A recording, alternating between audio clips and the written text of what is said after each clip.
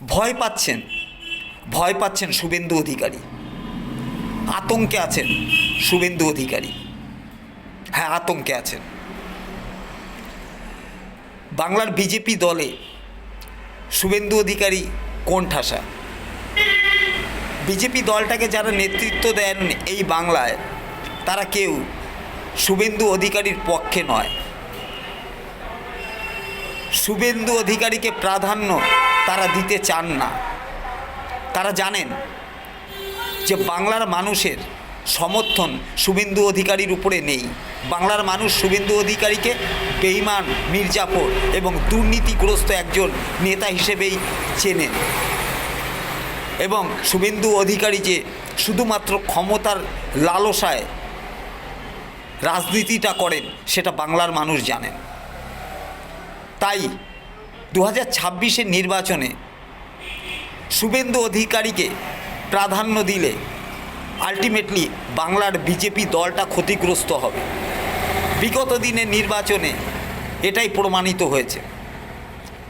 একটা জনসমর্থনহীন দল বাংলার এই বিজেপি। এই দলটা বর্তমানে যে অবস্থায় আছে,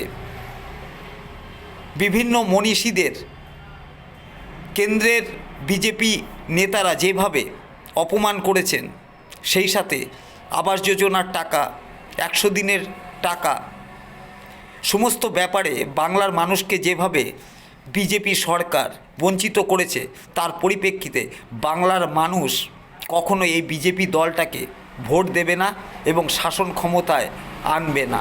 এটা বাংলার বিজেপি নেতারা বুঝে গেছেন। আর ঠিক সেইখানেই 2026-এর নির্বাচনে এই বাংলার বুক থেকে 30টা আসন জেতা বিজেপির পক্ষে অসম্ভব। আর সেখানে যদি শুভেন্দু অধিকারীর মতো একটা মুখ থাকে, তাকে যদি প্রাধান্য দেওয়া হয়, তাহলে সেই সম্ভাবনাটা আরও কমে যায়, অর্থাৎ 30টার নিচে নেমে যায়। তাই বাংলার বিজেপির পক্ষে এবং কেন্দ্রের বিজেপি নেতাদের কাছে এখন দুটো পথ খোলা আছে। এক হচ্ছে যে কোনো মূল্যে বাংলার বুকে একটা সেম সাইড গেম খেলে সেম সাইড গোল করা। তাই শুভেন্দু অধিকারীর মতো মানুষরা যারা মুচলেকা দিয়ে নিজেদের দুর্নীতি এবং নিজেদের অনৈতিক উপার্জনকে চাপা দিতে এই বিজেপি দলটায় এসেছেন, তাদের মহাবিপদ। তারা আতঙ্কে আছেন। তাই শুভেন্দু অধিকারী আতঙ্কে আছেন। গতকাল আপনারা দেখেছেন যে চন্দ্রকোনা থানাতে শুভেন্দু অধিকারী বসে আছেন। হ্যাঁ, থানার পাশে উনি বসে আছেন, আসন করে বসে আছেন। মুখটা দেখেছেন? হ্যাঁ, ভয়ার্ত, শঙ্কিত, আতঙ্কিত শুভেন্দু অধিকারী। হ্যাঁ, গতকাল উনি আসছিলেন, একটা বিক্ষোভ হয়েছিল, তৃণমূল কংগ্রেসের কিছু সমর্থক রাস্তায় বিক্ষোভ দেখাচ্ছিলেন ওনাকে। সেখানে বিজেপির কিছু কর্মীরা ছিল এবং সেই সাথে আগামী বিধানসভায় বিজেপির যিনি প্রার্থী হবেন বলে শোনা যাচ্ছে, তিনি উপস্থিত ছিলেন। ঠিক সেই সময় শুভেন্দু অধিকারী নিরাপত্তার রক্ষীরা তাদের গাড়ি থেকে নেমে ব্যাপক মারধর করেন। কাদের মারধর করেন? ওই বিজেপি সমর্থক এবং ওই হবু প্রার্থীকে যথেষ্ট মারধর করেন। এরপরে কাল বিলম্ব না করে শুভেন্দু অধিকারী চন্দ্রকোনা থানাতে গিয়ে সেই ধর্ণা অবস্থানের নাটক শুরু করেন। তিনি অভিযোগ করেন যে তৃণমূল বিক্ষোভকারীরা তার গাড়িতে লাঠি মেরেছে, তাকে মারবার একটা চেষ্টা চালিয়েছে। হ্যাঁ, এটা ওনাকে বলতেই হতো, কারণ উনি বিজেপি নেতা।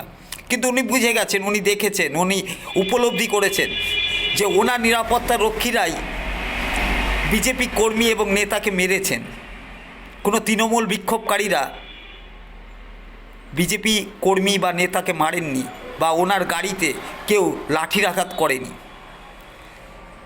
আর তাই তিনি তৎক্ষণাৎ সিদ্ধান্তটা নিয়েছিলেন যে থানাই হবে তার উপযুক্ত আশ্রয়স্থল, অর্থাৎ শুভেন্দুকে বাঁচাতে পারে রাজ্য প্রশাসনই। অতএব নিরাপত্তা, কেন্দ্রীয় যে নিরাপত্তা, সেই নিরাপত্তা রক্ষীদের উনি আর বিশ্বাস করতে পারছেন না।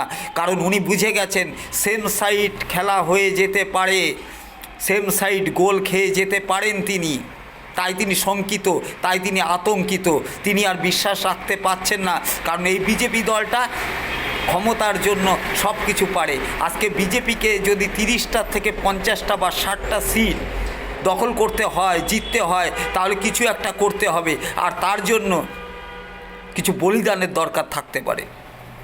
আর তার জন্য শুভেন্দু অধিকারী হচ্ছে সবথেকে সেরা মাধ্যম, সবথেকে সেরা মাধ্যম শুভেন্দু অধিকারী। এক ঢিলে দুই পাখি। তাই শুভেন্দু অধিকারী শঙ্কিত, আতঙ্কিত। তিনি 2 থেকে 3 ঘন্টা কাটালেন চন্দ্রকোনা থানাতে, যে যারা আক্রমণ করেছে সেই অভিযুক্তদের না ধরা অবধি আমি এখান থেকে যাব না। তিনি জানেন বাংলার প্রশাসন থাকলে তার ক্ষতি হবে না, বাংলার প্রশাসন তাকে রক্ষা করবে, বাংলার প্রশাসন তাকে বাড়ি পর্যন্ত যাবার সুযোগ দেবে। তাই মুখ থেকে না হোক, মন থেকে তার বিশ্বাস এই প্রশাসন এখনও পর্যন্ত তাকে এই বাংলার বুকে ভালোভাবে থাকার অধিকার দেয়।